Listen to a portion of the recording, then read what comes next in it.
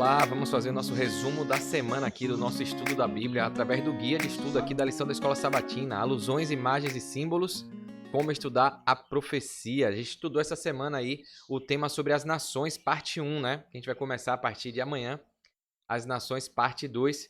E hoje a gente vai fazer um resumo rápido aqui do que a gente estudou durante a semana e o estudo adicional da sexta-feira, tá bom? Então, fica comigo, vai ser rapidinho, mas vai valer a pena, vale a nossa salvação. Logo após a vinheta.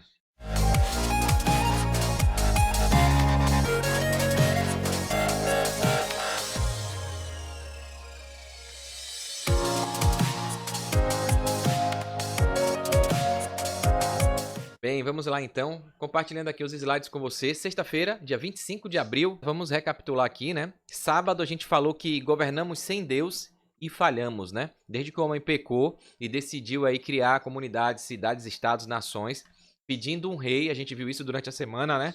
Mas, entretanto, porém, contudo, todavia, o Apocalipse revela a esperança. Ele restaurará tudo, encerrará o caos e nos levará de volta ao início, onde a vida, a justiça e a presença de Deus, né, reinam para sempre. No domingo a gente viu que sempre que tentamos por nós mesmos recuperar o que foi perdido no Éden, né, acabamos edificando Babilônias, né, ídolos, né, deuses, idolatrando, desobedecendo, tentando resolver tudo com as nossas próprias forças, né? Só Deus pode nos conduzir de volta ao jardim do Éden. E ele já preparou esse caminho, né? Inclusive a gente viu que os filhos ali de Noé tentaram ali fazer uma torre, né, Babel, tentando resgatar, entrar no jardim, voltar ao paraíso, enfim. A gente viu que as pessoas fazem atrocidade achando que podem fazer com as próprias forças, né? E não é bem assim. Na segunda, a gente viu que Deus não nos chamou para nos conformarmos com o mundo, mas para revelarmos com a nossa vida, nosso testemunho, né, quem Ele é.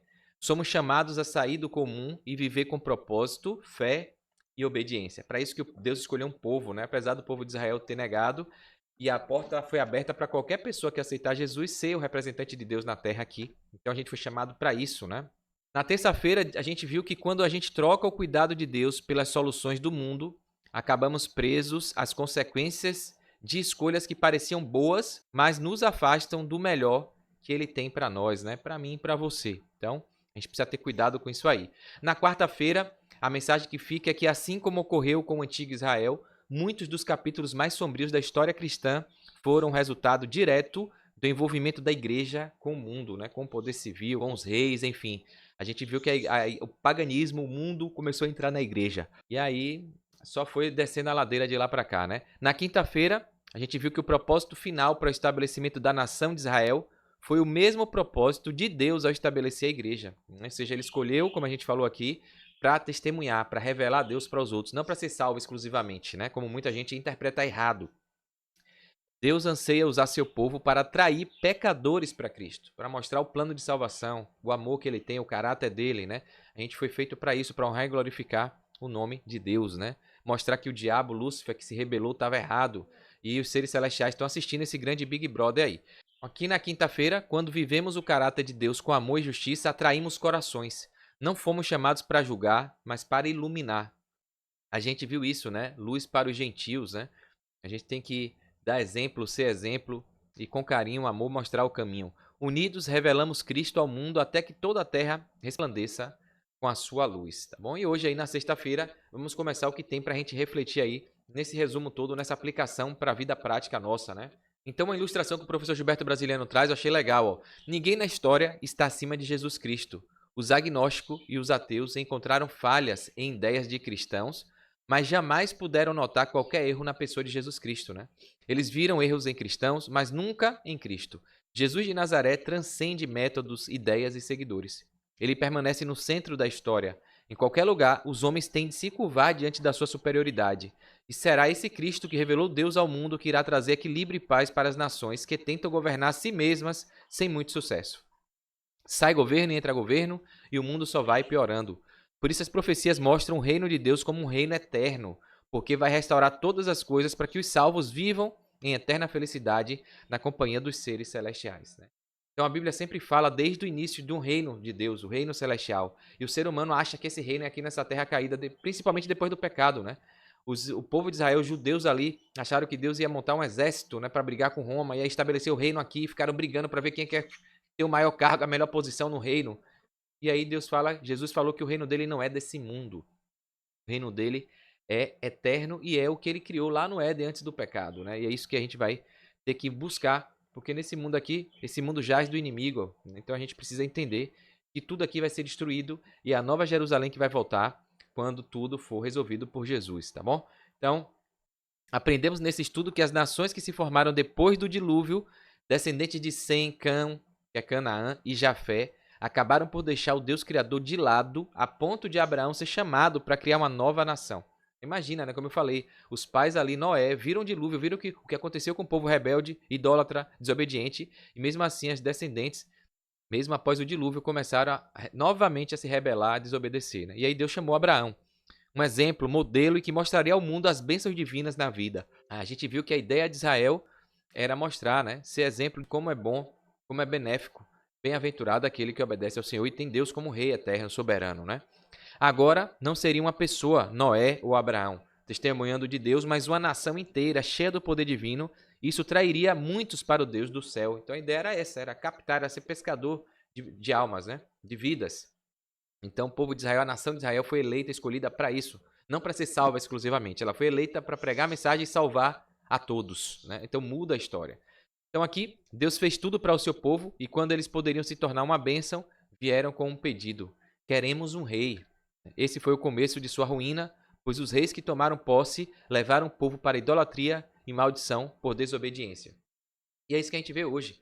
Muitos falsos políticos bonzinhos que vendem a ideia de ajudar o fraco, o pobre, o oprimido, né? E são aí ricos, cheios de mansões, corruptos, cheios de dinheiro e o povo sofrendo, né? Sem segurança, sem educação, sem saúde pública, sem dignidade, né?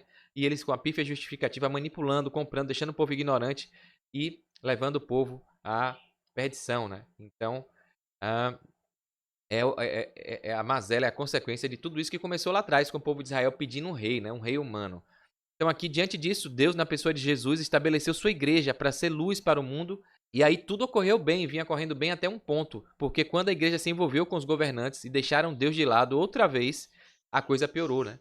Agora Deus nos chama como um remanescente, para sermos obedientes aos seus mandamentos, guardarmos o testemunho de Jesus, que é o espírito de profecia, o dom de profecia, e anunciarmos ao mundo sua segunda vinda com poder e grande glória.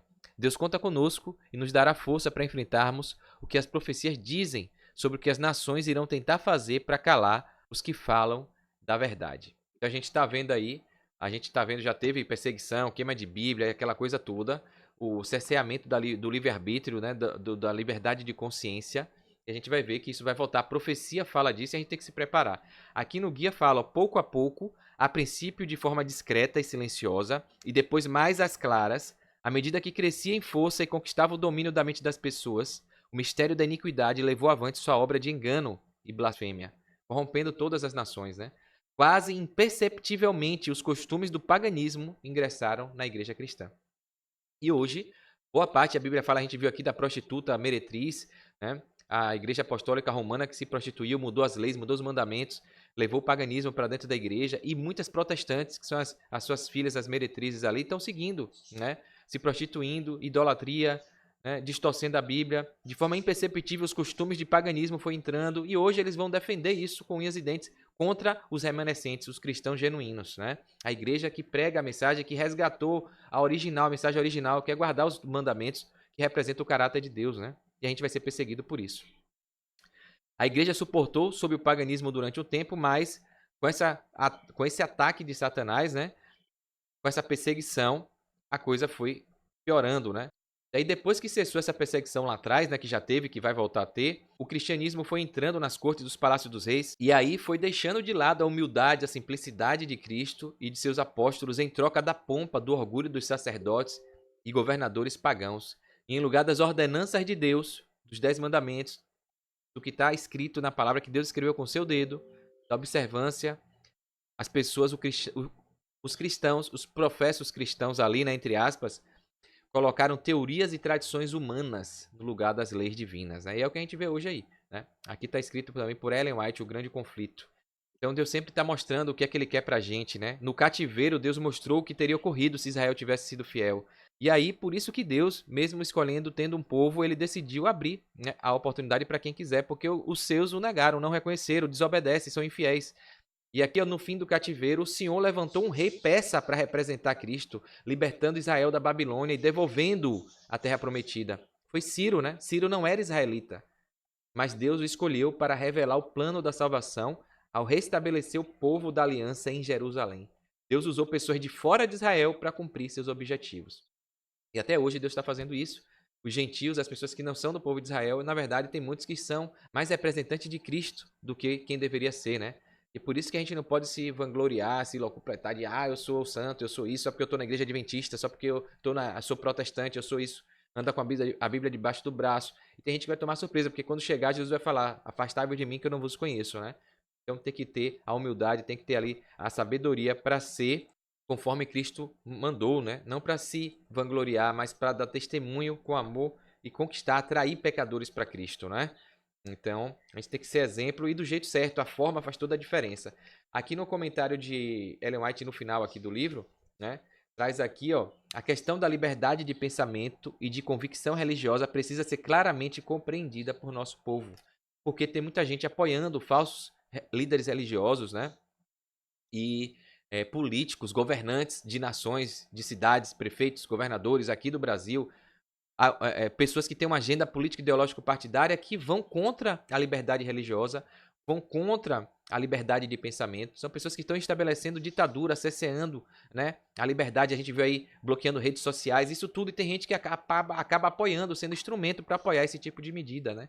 Então, a gente tem uma responsabilidade grande com relação ao nosso dever civil, né, do voto, né? A gente viu aqui que desde que o mundo é mundo, o ser humano sempre escolhe errado, né? O livre-arbítrio é para escolher errado. O voto é errado, como Cristo e Barrabás escolheram o ladrão Barrabás. E até hoje as pessoas preferem colocar ladrões no poder, ao invés de colocar pessoas que têm um fundamento, que têm a fé cristã, que têm competência, né? A gente precisa mudar isso aí, né? E aqui vem uma advertência de Deus falando aqui na lição. Ellen White fala, ó, o que Deus fala desses líderes que aparecem de nações, né? Quem lhes deu o fardo de serem consciência para meu povo?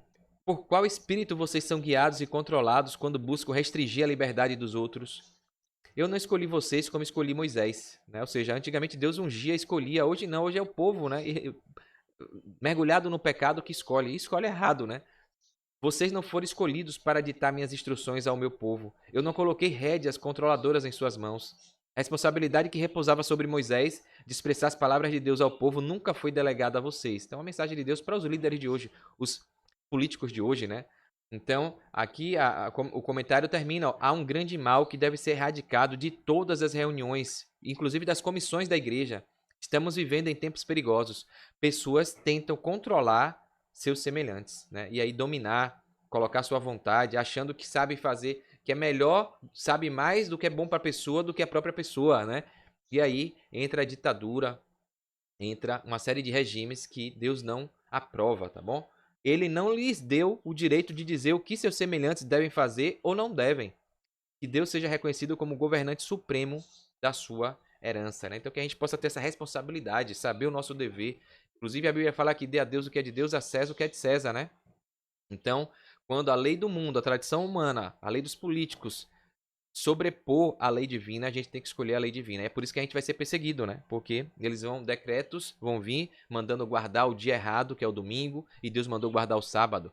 E aí o bicho vai pegar, né? E a gente precisa estar preparado para isso, tá bom?